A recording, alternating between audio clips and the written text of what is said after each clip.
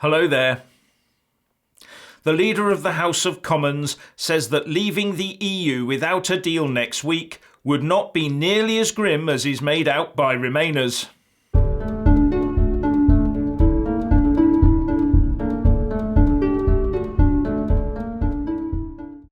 As talks on breaking the Remainer-induced Brexit logjam stall between the Labour and Conservative parties, the leader of the House of Commons, Andrea Leadsom, told the Andrew Marr show that leaving the EU on WTO terms would not be anywhere near as bad as so many people would have us believe.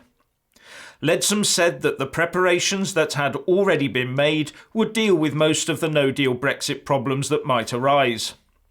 She also said that the UK being required to hold EU parliamentary elections would be utterly unacceptable.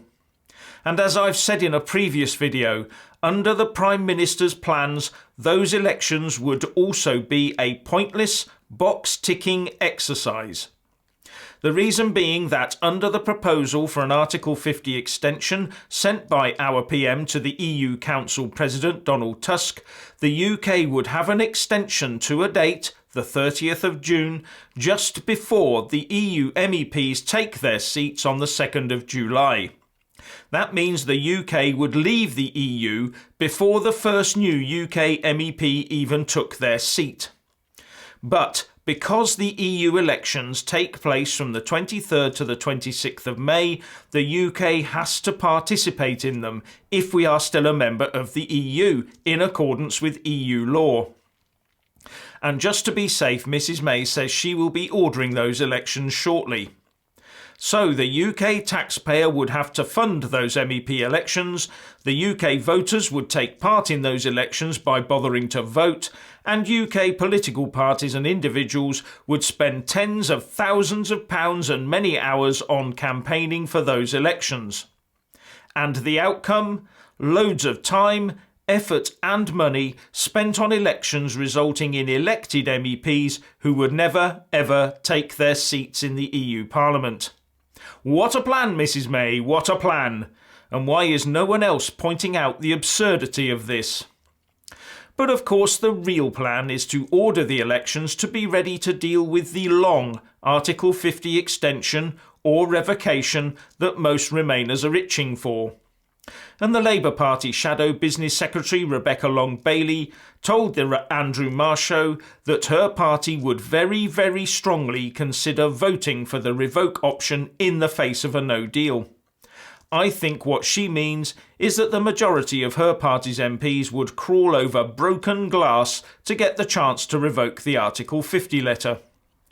But all these obvious moves by the PM to keep the UK locked inside the EU structure by calling on the help of the opposition has brought criticism from her own MPs.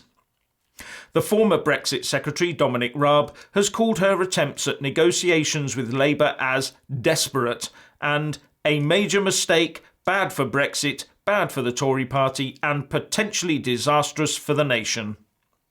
And the Tory Brexiteer and chairman of the European Research Group, Jacob Rees-Mogg, told Sky's Sophie Ridge, "The Prime Minister could have taken us out on March the 29th. It was the Prime Minister who asked for an extension. It was the Prime Minister who changed the date by prerogative power from March the 29th to April the 12th. This all rests with her and upon her shoulders." He also said that the PM had made active choices to stop us leaving and she deserves to be held to account for that. Not many happy bunnies in the Tory party at the moment, are there? And finally, it seems that the First Minister of Wales, Mark Drakeford, thinks that his country will be cut off from the rest of the UK as well as the rest of the world in the event of a no-deal Brexit. Speaking on BBC Radio Wales, Mr Drakeford said that Wales would see less variety of food after a no-deal WTO Brexit. But he also admitted that there would be no shortage of food. He was also unable to specify what foods would be in short supply or not available. What puzzles me is what are those EU food producers going to do with all that food that they won't be selling to the UK? Will it just rot away and hit their profit margins? And why won't people be able to buy it? Is it because the EU customs will stop it leaving the EU for the UK? Or does the First Minister of Wales think that UK customs will prevent it coming in? No, there is a willing seller, the EU, and a willing buyer, the UK. And we do not need to be politically joined up at the hip with a combined army in order to buy and sell some meat, fruit and veg. Let's just get on and trade. The truth is that if there are any problems, it will have been driven by Remainer-led uncertainty, making food suppliers from around the world hesitant to start the process of exporting their produce to the UK. Businesses don't know if we are in, or if we are out, or if we are in a customs union, or if we are in a Norway-type scheme, or if we are on a WTO tariff schedule of our own.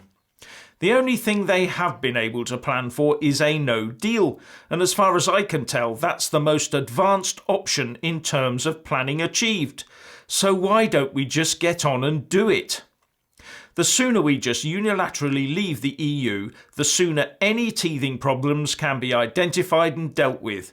Dragging this on for another week would be criminally insane, let alone for another 1 or 2 years, just so the Remoaners can keep rocking the UK economic boat for their own EU superstate political aims.